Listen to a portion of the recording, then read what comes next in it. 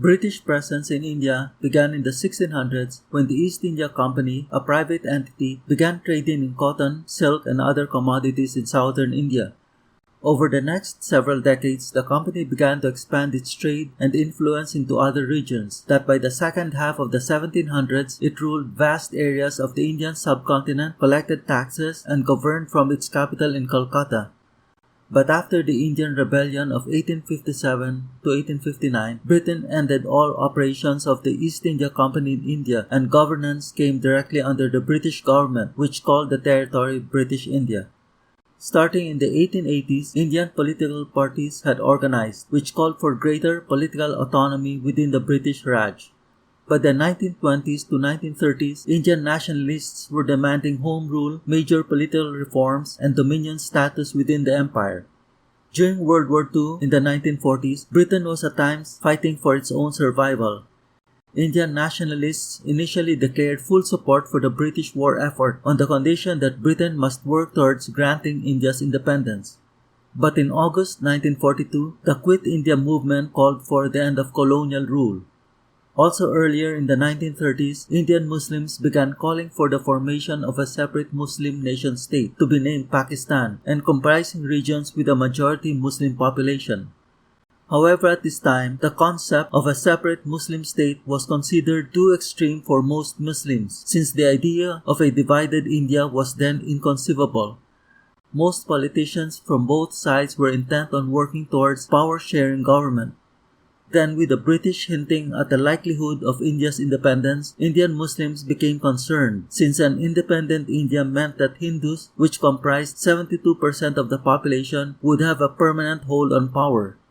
For Indian Muslims, which comprised 26% of the population, this meant a Hindu-dominated India where Muslim interests may not be met.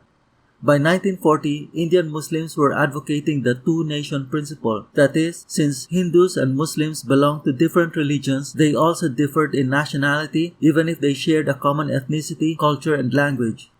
Hindus were opposed to partitioning India.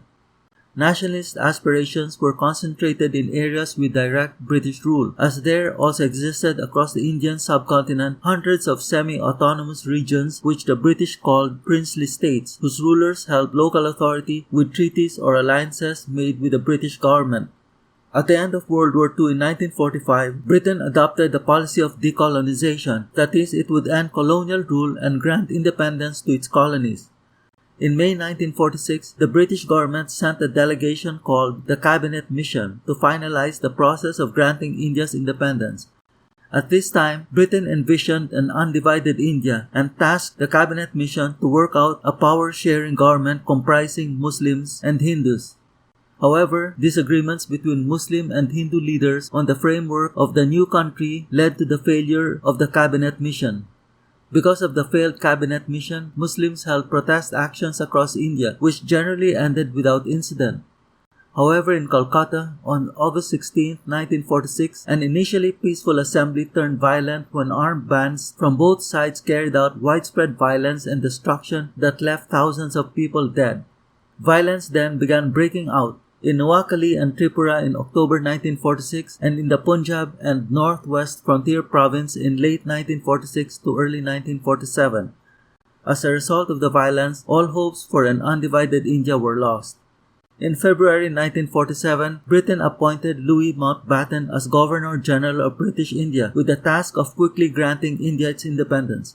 Mountbatten immediately saw that partition was the only solution for India, as the power-sharing coalition government was breaking apart and the increasing violence was threatening to erupt into a civil war. Negotiations for partition soon began. On October 3, 1947, Hindu and Muslim leaders reached an agreement for partition. Mountbatten then announced that British India would end on August 15, 1947, at which time all government functions would have been fully turned over to the new countries of India and Pakistan. In July 1947, Mountbatten also met with the heads of the princely states and offered them two options: to be incorporated politically and geographically into either India or Pakistan, or to revert to their pre-colonial status as independent political entities. The British government then tasked the Boundary Commission to mark out the borders of India and Pakistan.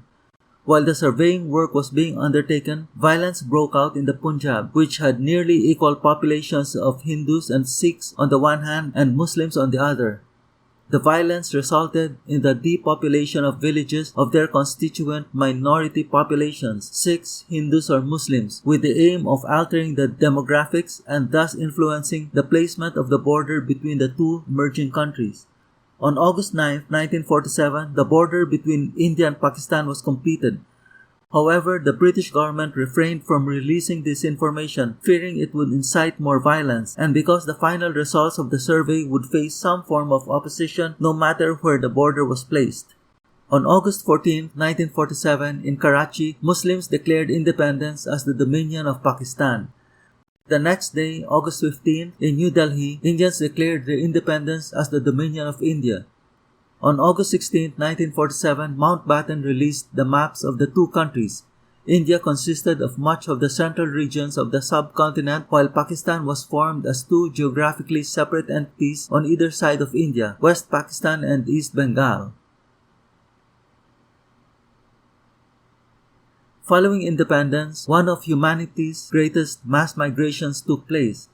Some 10 to 12 million people abandoned their homes and lands and headed across the border, with Muslims in India bound for Pakistan and Hindus and Sikhs in Pakistan bound for India.